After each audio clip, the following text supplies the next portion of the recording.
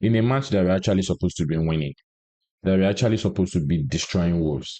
Before the start of the match, or even during the match, we had 97%, was it 97 or 98%, probability that we're going to win that match. Wolves absolutely did not exist statistically on papers or anything.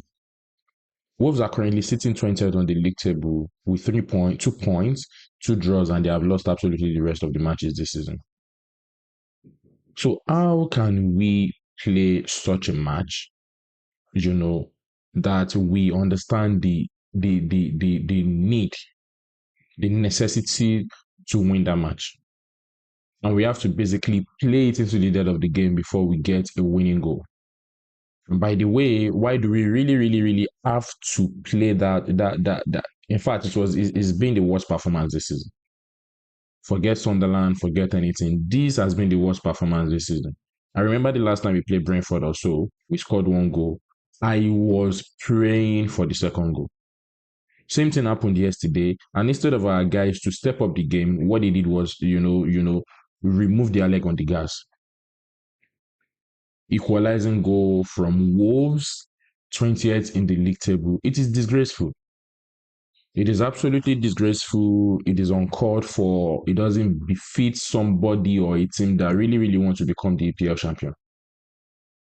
We are supposed to be getting points. Imagine if you had lost that match yesterday, we'll be counting on favors.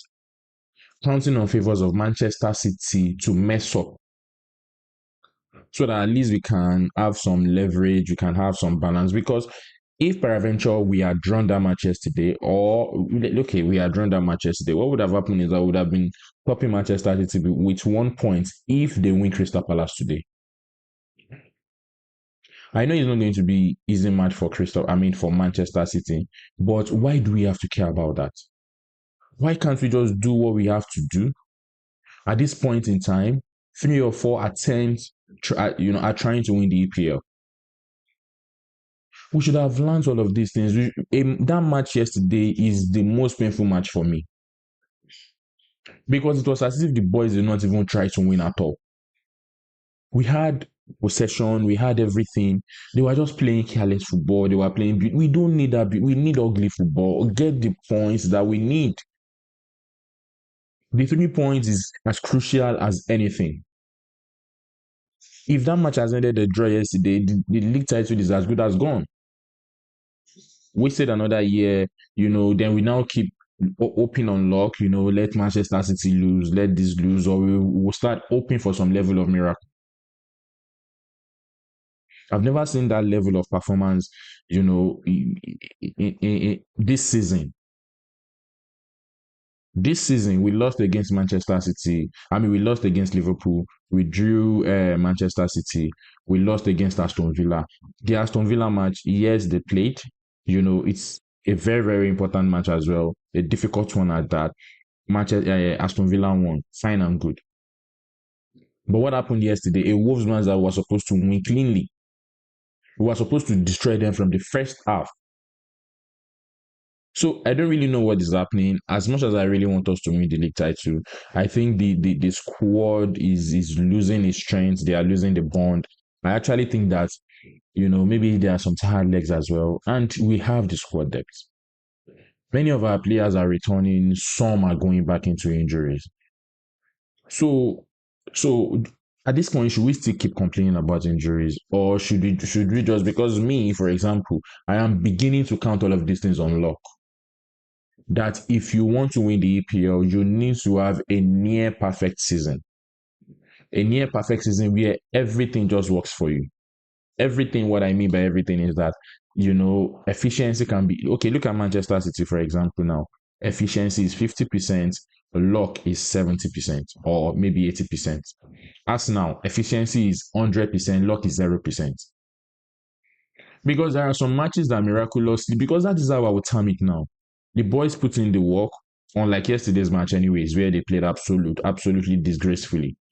Saka, by the way, I think was one of the match yesterday. Was the man of the match yesterday. Played very well. Lewis Kelly played very well. Came in after Ben White picked up injury. Our injury crisis also needs to be looked into, needs to be talked about. I don't think it's been talked about enough. I don't know what is going on in the training. I don't know what exactly is happening with the players. I don't know if it is the culture of their training right now. We are picking too many injuries. We are like the second team in the EPL with the highest number of injuries. Jesus just came back from 11 months injury. Fine. Gyökeres has been to injury. Havertz is still on the injury list. We have a lot of our key players on the injury list. Saliba just came back as well. Gabriel is still on the injury list, although Nkapia has been filling in very, very well for him. Mosquera injury, key players on injury list. But the purpose of this whole thing is because we do not want to be, we actually do not want to be capped by injuries. That is why we have the large squad that we have. So while having the large squad, Eze yesterday did not really play very well. Eze in the last couple of matches now, I don't really know what is happening with Eze. I don't know, maybe he's playing out of position. But yesterday he played in the position that he was meant to play in. That is the number 10 role. You know, collect the ball, move the ball upward. But it wasn't really very impactful yesterday. In a match that we had a team that sat on a low block, that did not even really want to attack, they did not even really want to do anything. You know, Eze, yes, you know, while he was at Crystal Palace, excel in roles like that, excels attacks like that. So what happened yesterday? Until Odegaard came in, maybe we started creating chances, pocket chances, and all that. So that is the difference between Eze and Odegaard. We need both of them. One is not superior to the other. You know, Odegaard, captain, experience, leadership, all of these things. Fans need to see the difference between the both of them. There are matches that Eze will excel very well. There are matches that Odegaard will excel very well. That is the squad depth we are talking about. But we have gotten to a point where we actually need to step up our game. We should be very deadly. We should be winning matches. See, to be honest, I don't even care. I don't even care what the goal line is. Mine is just I don't even care if we concede goals. Mine is that we should get the 3 points. That is the most important thing, and maintain the lead we have over Manchester City. That is it for me. If you like, play 4-3. If you like, play just to win. 1-0, just to win. So, guys, what exactly do you think happened in that Manchester today? You know, Declan Rice, of course, top-notch player. Declan Rice is for me, this season, Arsenal's best player. So what exactly do you think happened yesterday? You know, we have Madueke on bench. We have a couple of guys on bench. I'm not, Madueke did not come in yesterday. So how do you think we can improve on our squad? What do you think we need to do going forward? And basically, you know, do we still have the of course we have absolutely every chance to win, you know, the league. Our next match, I think, is away to Everton, then maybe Crystal Palace. I can't really recollect, you know, the fixtures that we have, but we have quite a hefty fixture. But all of these matches are winnable because we have done it before. We have basically gone through the whole of the second half of the season, losing just one match to Aston Villa. And by the way, we are still playing Aston Villa this December.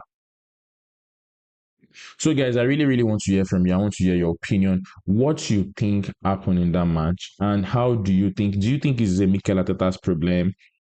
Do you think, you know, is the player's problem? What exactly? I want to hear from you. Let's talk about it. Let's talk about it.